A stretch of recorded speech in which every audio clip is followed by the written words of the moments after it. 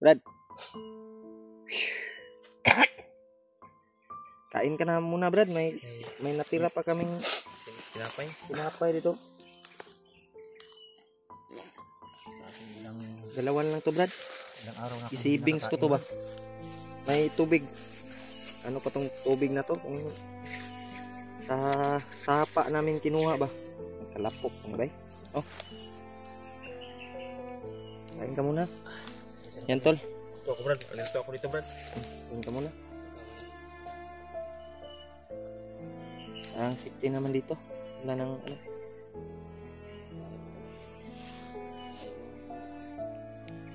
Kain ka muna, Brad. Bumalik yung ilang araw ka walang kain, Brad. 4 na araw na hindi nakain, Brad. Nah, usa may magikaon day putas.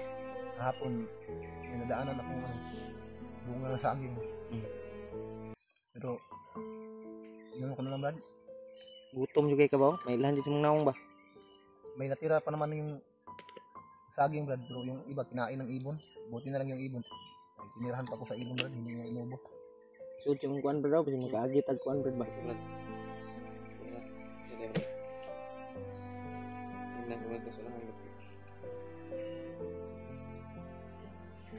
Pilid na ibutang sa kaagitag. Makaagitag sapa ba? Hindi tayo nagkita, Brad. Pag may mga araw ko na to, Brad, na hindi nakakain, Brad. Kawawa yung kalagayan ng gila po. May pagkain pa kayo, Brad, para sa inyo. Meron pa, Brad. May biskwit at may bigas pa dito. Kunting bigas na lang, Brad. Pero kung makahanap tayo ng area na safety ba? Makapagpahinga tayo. Pwede tayong magsaing. May kanto bigas sa bag. Diyan sa bag ni Dib. Tsaka yung maliit na kaldero.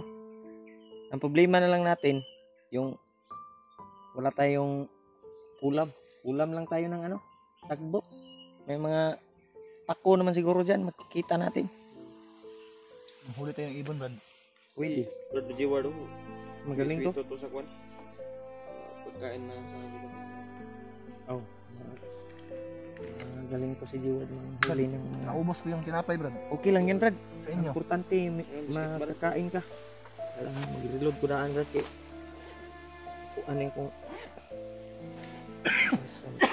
bagal. Siptiro. Sud na ko nagkuhan, Brad. Kanang silupin ba? Na, Diyan na ibutang si mong kuhan, Brad. Ay, wala kay butangan na, no? wala akong bag, Brad. Dalo na kay mga tambal Brad. May ano ako dito, mga tambal. Sakit imong kuhan, Brad. Nagsakit imong Yung ako, Brad, yung likod ko, Brad. Natamaan ako, Brad, sa balikat, Brad. Pero, daklis lang. Ang fisiling daw tambal Fisiling. sa ano ba? tambal sa ano to, Ugat. ugat. Para sakit sa ngipin. Ang importante, may gamot tayong dala. Si Dave, may gamot din yan sa bag niya. Hindi ako nakadala ng bag, Brad. Yung wala kasi sa plano kung ibang pagpunta dito sa kagubatan, Brad. Yan, no? Biglaan lang sa Biglaan kasi Kasi yan. yung pangyayari. Siyempre naman, pag ikaw yung ganyan yung maano mo, yung Hindi ka asawa mo o anak mo, siyempre mataranta ka talaga, Brad. ka nag-expect ba na ganun yung nangyari ba? Ilang araw kasi si Jiwad na wala akong ano nito, wala akong balita ba. Kaya nabalitaan ko na lang na nag-video siya na umakyat sa bundok dahil sa kanyang asawa. Huwag Anak. mong masyadong andamin, Brad. Huwag mo masyadong damdamin yung ano, Brad, problema. Masolusyonan din natin yan. Importante na sa magyoy kuha na to, Brad. Sa magyoy kung sa kay balak nila sa imo, Brad.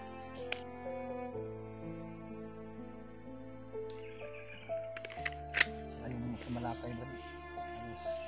Gabi-gabi sa Malakay doon sa bahay, Brad. Mumpog ka ni mumpog ko ni kuan. Mumpog ko kita sa video gud tong pagkuan mo. Kay namo gud may mission pud ato gud. Nga nga time ba?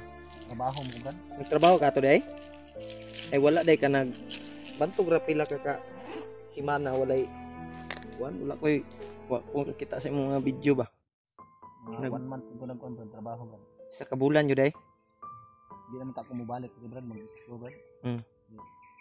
So makayag na dito tayo sa bundok Brad, tapos pamilya natin nun Brad. Walang nating pagkain sa kanila. Yan ino. Kaya yun, nagtrabaho na ako pasamantala Brad. Nya. So yung plano ko kasi sa trabaho, patuloy na yung pagtatrabaho Brad, hindi na sana ako mabalik mag-explore. So may asahang pangyayari Brad, nanahimik na sana tayo. Marati tayong binubulabog doon sa bahay. Yung mga time na yun Brad, yung mag-ina ko, nilayo ko muna, ilagay ko sa lugar na Safety. malayo doon sa amin para sa kapakanan din nila. Kaso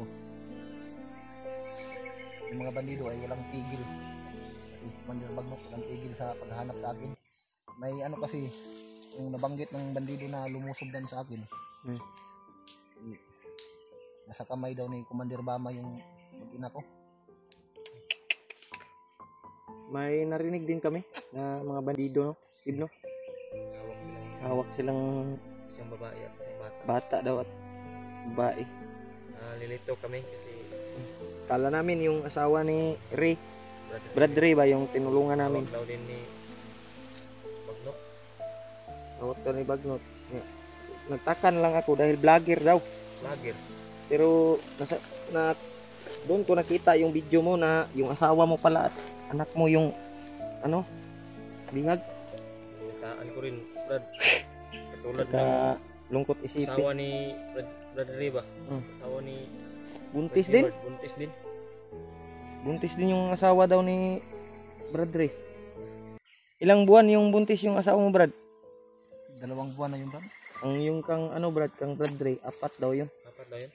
4 na buwan daw yun. 2 o 3 ba yun? Basta Ano ba? Nakakaawa yung hindi lang kasi masyado ano yung siya ng asawa ko Brad, kasi maliit kasi na babae yun.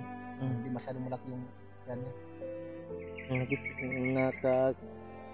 yun yung isa sa napakadelikado. Plano natin ngayon, Bundok yung buntis yung hindi na lang tayo ano, Brad, bababa. Patuloy na lang tayo sa paghanap ng asawa at anak mo. Dahil mahirap naman pag bababa tayo, yung asawa at anak mo dito pa sa bundok.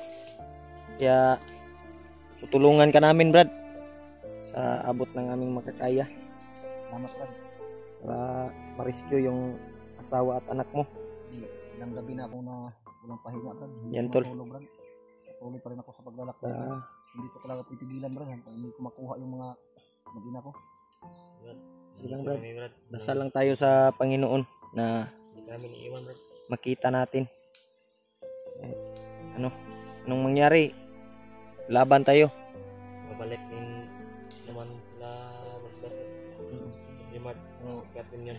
Hindi yun magkatagal sa'yo. Nagpapasalamat pa rin ako sa inyo Brad, dahil kung wala kayo kanina Brad, siguro nahuli na sa siguro ako. Na ano kami kanina nagtaka kami, may putukan ba, hinabol yung mga bandido. Kala ko yung ibang grupo ba.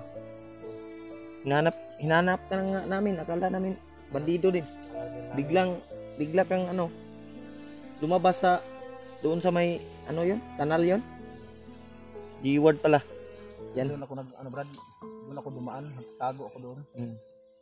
Pero Kung hindi ako nakatalon Brad, siguro tamaan siguro ako Brad. Grabe yung baril doon Brad. Daming nakaabang sa Pero akin. sinadya talaga namin, Brad, na balikan yung area kasi nakita namin yung video mo ba na sabi ng mga supporter na mag-isa ka raw, wala ka raw upload. May nagchat sa akin na naubusan ka daw ng load. Kaya binalikan namin yung area, nagbaka sakali kami makita ka ba. Kaya hindi naman nakita ka rin namin. Nagpapasalamat tayo sa Panginoon na gumawa siya ng paraan, tol, na makita namin si G-Word. Yun lang problema, at yung kanyang asawa at anak ay hawak ng isang Commander Bama, yung right hand yan ni Bagnot, no? Mga tauhan yun ni Commander Bagnot Brad. Marami kasing mga bandido na Malakay doon sa bahay, Brad. Wala kang damit yan, Brad? May damit kang dala, Brad? Wala, Brad, ito lang yung Brad. Yung Jacket at saka ano mo? Bang. Grabe to. Yung mga ilang ilang araw din kaming ano, Brad, ilang araw din kaming dito sa bundok. Bumaba kami saglit para kumuha ng pagkain. Emergency ba? Bumalik kami kaagad. Hanggang ngayon hindi pa kami nakababa dahil naambus kami. Magkakahiwalay kami ba? sakit ang likod ko, Brad. Pahinga ka muna, Brad. Sandig sa dito sa kuan, Brad daw. Kahoy, Brad. Relax ba? Diya sa kahoy wala. Iyo dia kay bisig daghag kuan dia. Sa kahoy dia, sa kahoy. Mag-relax ka muna, ano muna kami dito. Dahil para maka-relax yung katawan mo ba. Yan tol. Kalagayan ni G-Ward tol ay sobrang kawawa tol. Mukha ni G-Ward na pagod. Grabe yung pagod Pagod at at problema niya. Pero hindi naman natin ano yung pangyayari tol. Kanyang asawa at anak yung nakasalalay dito. Oh. Hindi man isuyo sa inyo, Brad. Oh. Magpahinga muna ako sa dito, Oh. Brad. Walang problema, Brad. Kayo muna magbantay, Brad. Oh. Kailangan ko talagang patulog ng kahit konti lang, Brad. Walang problema. Oh. Ilang- Pahinga ka muna dyan. Kami munang mag ano dito. Yan. Kahit sandali lang, Brad. Kahit mga isang oras lang siguro. Yan tol. Pahinga muna si G-Ward.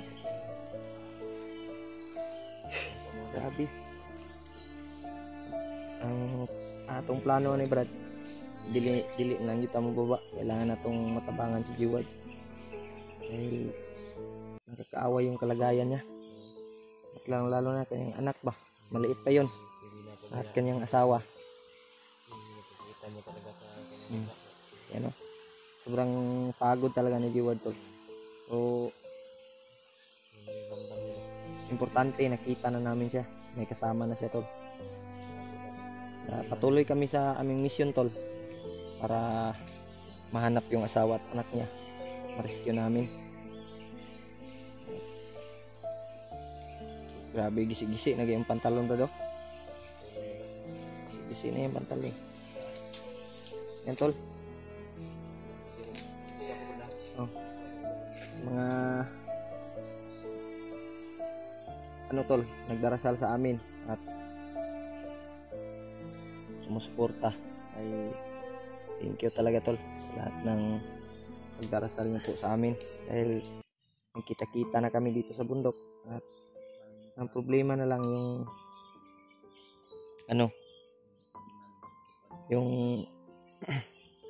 asawa at anak ni G-Ward. Papahinga muna si G-Ward tol. Kami muna yung magbabantay. Brad, may load ka pa dyan, Brad? May load pa yung cellphone mo?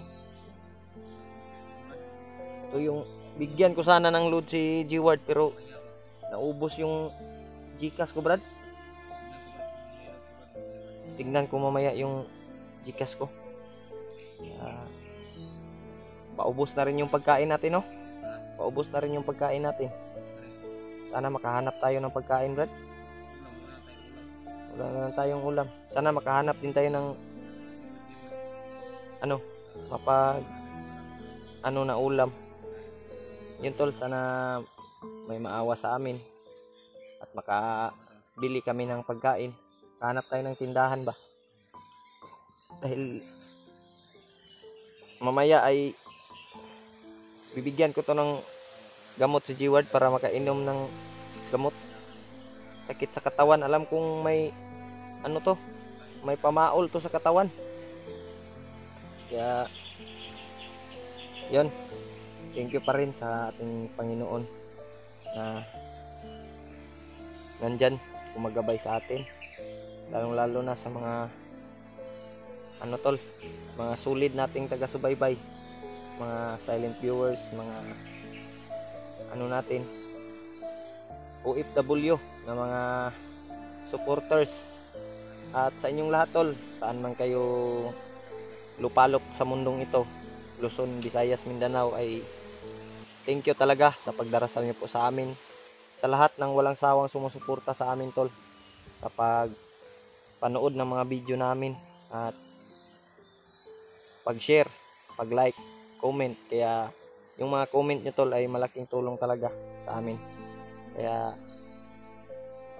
ito yung ano namin ngayon tol, mission na kailangan naming tapusin para makuha yung mag-ina ni G-Ward at anak, ang kanyang anak. Dahil sa tingin ko yung ano ni G-Ward katawan ngayon ay kailangan ng pahinga, pero kami din kailangan namin ng pahinga dahil ilang araw din kami sa bundok. Pero hindi naman pwedeng pabayaan namin yung kasamahan namin. Kaya kailangan naming tapusin to tol. Kahit hindi kami nakababa, importante ay matulungan natin yung kasamahan natin na si G-Ward. Yan. Kaya awang-awa talaga ako tol sa kanyang kalagayan, no. Sobrang pagod talaga niya tol. At nakisuyo siya tol na magpahinga muna siya saglit para makapag-relax naman yung katawan niya tol. At kami muna yung magbabantay dito. Mag-relax muna si G-Ward tol. At maya-maya ay tuloy kami sa paglalakbay. Makagising to si G-Ward.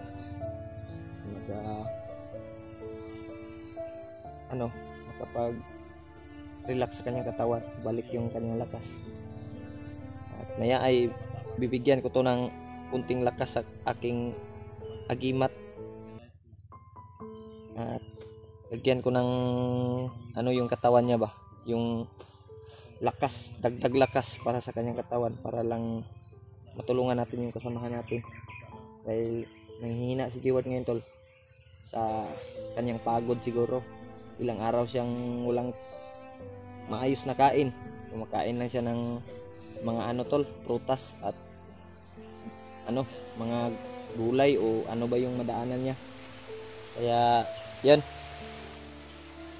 sana tapusin niyo po yung video namin tol, bawat upload namin. Sana din suportahan niyo po yung bawat isa sa amin, bawat channel namin, kay Dave, kay G-Ward.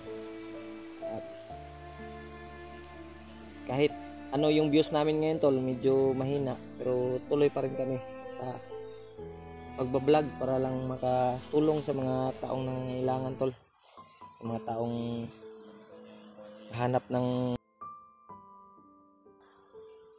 sa kanilang buhay. Kaya yun, papahinga muna si G-Ward. Off muna namin yung cellphone namin tol para makapag-relax. At mga ilang oras siguro ay lalakad kami. Brad, relax muna tayo Brad. At mamaya-maya ay lalakad tayo. Charge ka muna yung cellphone mo. Sa akin din, charge ko to. At kay G-Ward, para malapit na kasi yung lubat yung cellphone namin. Kay G-Ward, ilang percent na lang to. Yan. Kaya i-charge muna kami tol. At maya-maya ay lalakad kami.